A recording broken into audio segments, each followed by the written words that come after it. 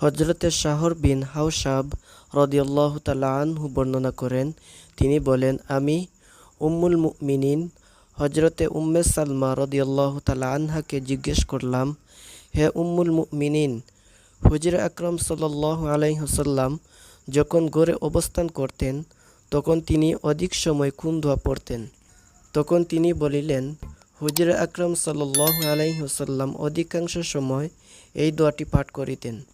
ইয়া মুকাল্লিবাল কুলুব সাব্বিত কলবি আলা দীনিক, ইয়া মুকাল্লিবাল কুলুব সাব্বিত কলবি আলা দীনিক। হে অন্তরের পরিবর্তনকারী, আমার অন্তরকে আপনার দ্বীনের উপর অবিচল রাখুন। সম্মানিত দর্শক মণ্ডলী, আশা করি আমরা এই দোয়াটি বেশি বেশি পাঠ করব ইনশাআল্লাহ।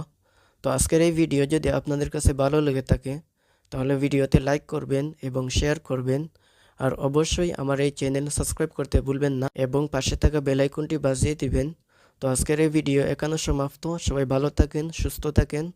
আসসালামু আলাইকুম ওয়া রাহমাতুল্লাহি ওয়া বারাকাতুহু।